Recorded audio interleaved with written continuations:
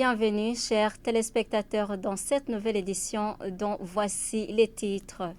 Le projet de réorganisation des provinces est un projet important, mais qui demande de prudence, et ça c'est le propos du président du parti Frodebu dans une conférence de presse au moment où ce parti célébrait 30 ans après son agrément. Vous aurez les détails au cours de cette édition.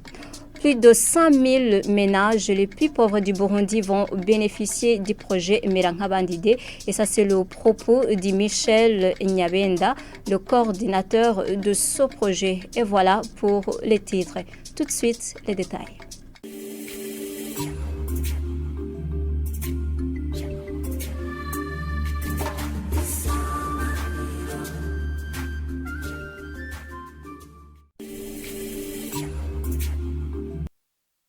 Commençons cette édition du côté politique. Le projet de la nouvelle répartition des provinces est un projet important, mais qui demande beaucoup de prudence. Et ça, c'est le propos du président du parti Frodebu dans une conférence de presse. C'était au moment où ce parti célébrait 30 ans après son agrément. Et selon Pierre Claver Nahimana, le gouvernement devrait présenter publiquement le projet à la population, aux experts et aux partis politiques avant de le mettre en exécution. Suivez-le. En soi, ce n'est pas mauvais, c'est un bon projet. Mais il faut savoir que dans ce domaine, lorsqu'on parle de la réforme administrative qui est nécessaire dans le pays, ce n'est pas uniquement une simple répartition des provinces ou des communes. Ce n'est pas ça, non. Donc, une réforme administrative demande beaucoup de choses. Ça veut dire que vous allez entrer même dans comment l'administration fonctionne. Mais comme toute réforme est très difficile, il y en a qui parlent de réforme agraire. Réforme agraire, c'est une réforme aussi, mais elle est très compliquée à faire. Une réforme administrative aussi a des exigences. Alors, si le gouvernement y a pensé, c'est un très bon projet, mais alors qu'il se donne les moyens de le faire. Parce que ça demande des moyens. Le premier moyen, c'est d'abord prendre tous les partenaires et les consulter. Il faut consulter la population, il faut consulter les partis politiques, il faut consulter les associations de la société civile, il faut consulter des experts pour qu'ils donnent des avis avisés sur votre projet. Les administrateurs provinciaux sont appelés à suivre toutes les églises ne respectant pas la distanciation de 500 mètres à mairie de Bujumbura et de 1000 mètres à l'intérieur du pays. Et ça, c'est le propos du secrétaire permanent chargé du développement communautaire et de l'intérieur lors d'une réunion de validation de la cartographie des églises et des ONG œuvrant au Burundi. Martin Ninhereti ajoute que le gouvernement est en train de revoir la loi régissant les confessions religieuses. On le suit.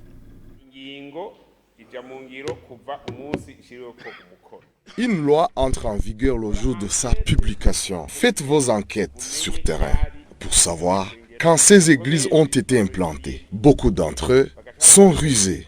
Ils disent souvent qu'ils étaient là avant que la loi n'entre en vigueur. Appuyez-vous sur ces éléments d'enquête déjà disponibles. Si vous constatez que leurs explications sont avérées, laissez-les tranquilles. Il en est de même pour les églises à l'intérieur du pays. Si elles ont respecté la distanciation de 1000 mètres, soyez responsables dans vos provinces et villes. Ne soyez pas dupes. Informez-vous bien auprès de ces chefs de quartier et de la population.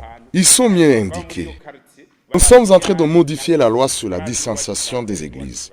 À ceux qui pensent être au-dessus de la loi, vous serez désagréablement surpris. Car nous avons constaté que certains chefs religieux veulent transformer leurs confessions en lieux commerciaux.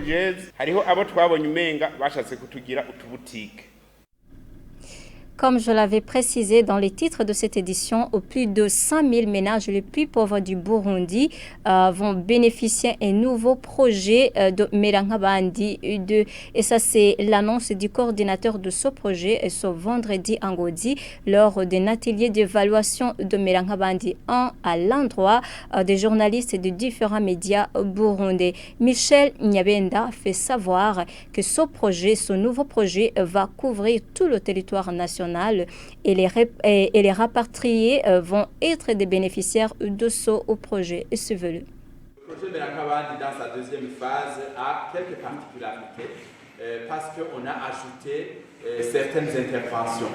D'abord, on a évidemment élargi la zone d'intervention. Elle va couvrir tout le territoire national, mais aussi on a ajouté d'autres interventions au bénéfice des bénéficiaires.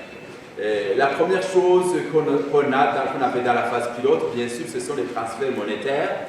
Et les transferts monétaires vont être maintenus, certainement. Ils vont être aussi couplés à des activités complémentaires, des mesures d'accompagnement, comme on l'a fait dans la phase pilote du projet, parce que nous avons vu que c'est cette combinaison des transferts monétaires et des mesures d'accompagnement pour renforcer le capital humain qui ont porté beaucoup de fruits.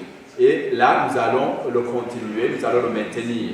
Mais nous allons ajouter une autre particularité, c'est les activités, les interventions d'inclusion économique, d'inclusion productive des ménages. Il y a aussi d'autres composantes qui ont été ajoutées, et une sur l'intégration des réfugiés et des communautés d'accueil dans les systèmes de protection sociale.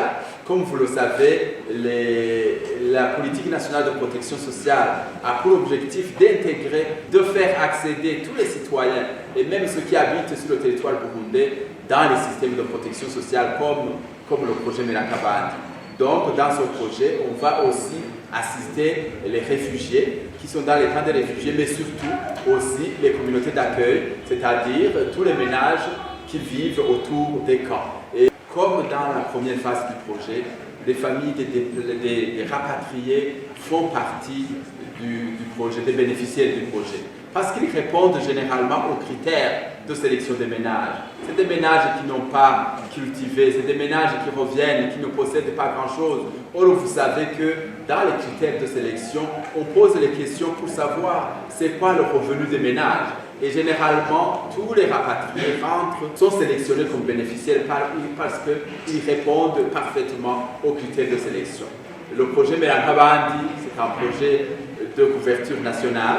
Donc, il va couvrir les 18 provinces de notre pays. Un marché des capitaux qui va permettre aux investisseurs d'acheter les actions émises sur le marché sera opérationnel bientôt. Cela est dit par Arsène Mugenzi. Il est le responsable de la cellule de régulation du marché des capitaux au niveau de la Banque de la République du Burundi. Et c'était ce vendredi lors des débats organisés par le Club d'actualité économique civile. Le marché boursier, c'est un lieu de rencontre entre les agents à capacité de financement et les agents à besoin de financement, lesquels se rencontrent à partir des courtiers et qui se mettent entre eux, qui fournissent les informations nécessaires pour prendre une décision informée. Mais là, il faut y avoir des produits. Les produits sur le marché boursier sont les actions ou les obligations. Et les actions peuvent être des actions d'entreprise, tandis que les obligations peuvent être de deux sortes, soit les obligations des entreprises ou bien les obligations de l'État. Ici, je parle des obligations du Trésor. Alors, et tout cela fonctionne dans un cadre légal réglementaire qui est bien défini. Donc, au-dessus de cela, il doit y avoir une autorité de régulation du marché des capitaux, laquelle autorité octroie des licences pour tout ce qui participe sur ce marché.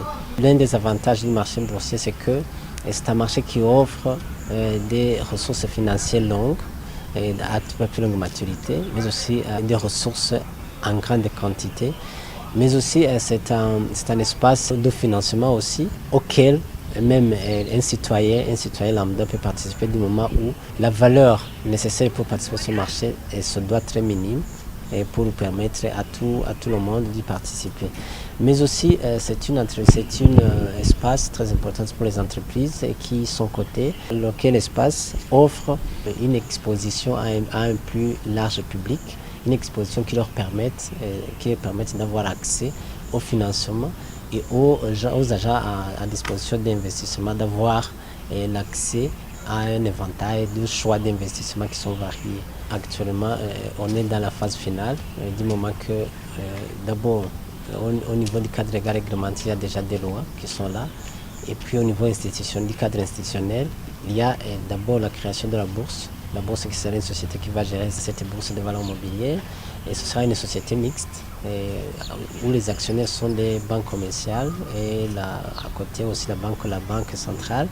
Ils ont déjà manifesté l'intérêt de participer à cet actionnariat, mais l'étape n'est pas encore à la création effective de cette société. Pourquoi? Puisque parmi les actionnaires, il y a des actionnaires qui détiennent une part publique et qui ont désormais besoin d'une non-objection de la part de l'autorité publique. Du côté de l'environnement, le Burundi a déjà élaboré des politiques et stratégies nationales de protection de l'environnement pour bénéficier des fonds destinés à aider les pays en développement à faire face au changement climatique. Le ministère en charge de l'environnement ajoute que le Burundi, qui va bientôt prendre la présidence de la Commission des forêts d'Afrique centrale, COMEFAC, va profiter pour ne pas rater ce financement qui est l'un des engagements de la COP26. Suivez-le. Ce rapport de diagnostic des chocs liés au changement climatique montre bien que le Burundi contribue peu à la destruction de la couche d'ozone, mais aussi contribue peu au réchauffement de notre atmosphère parce que nous avons mis en place des politiques et des stratégies qui consistent à réduire l'émission des gaz à effet de serre. Et vous comprendrez mieux que nos partenaires étaient très enthousiasmés de soutenir le gouvernement dans ses efforts. Et aussi, vous savez qu'il y a eu dernièrement la COP 26, où il y a eu des annonces, des engagements où on doit financer les pays africains parce que la plupart des pays africains ne sont pas des pollueurs, comme on le dit. Et fort heureusement, le Burundi va prendre la présidence de la COMIFAC. Et vous savez, la COMIFAC qui est la Commission des forêts des bassins du Congo et de l'Afrique centrale. Et c'est un atout très important parce que ça contribue à séquestrer le CO2 au niveau des forêts, mais aussi cette zone de la Commission est un atout pour séquestrer le CO2 à partir des tourbières. Et nous avons uni nos voix pour qu'on puisse bénéficier de ce financement et le Burundi. Et vous voyez qu'il se prépare bien ce atout. Le cinéma burundais a évolué au cours des 10 dernières années quant à la qualité et à la quantité des productions. Et c'est le constat sur le Festival du cinéma et de l'audiovisuel au Burundi fait par Junior Wilalondegwa. Il est le président du jury de la 16e édition du Festicab ce vendredi. Il demande aux producteurs burundais de ne pas dormir sur leurs lauriers et de voir les expériences d'ailleurs pour s'améliorer. Suivez-le. En 2009, on n'avait qu'un seul long métrage digne de son nom dans ce pays, Ditolengra de Ngaboléonce. Le Festicab peut se targuer du fait que quand même il a réussi, il est parvenu à impulser ce courant qui fait que maintenant le Burundi a des films qui peuvent passer de manière acceptable sur des chaînes comme Nollywood ou d'autres chaînes sous-régionales. Festicab peut se targuer d'avoir impulsé cette envie qui fait que maintenant, 13 éditions plus tard, on a des jeunes qui s'investissent, qui mettent le peu de moyens qu'ils ont, qui mettent leur talent au service du cinéma et de l'audiovisuel dans le pays. Eh bien, chers téléspectateurs, c'est la fin de cette édition. Merci de vous informer sur la télévision Sanganiro. Au revoir.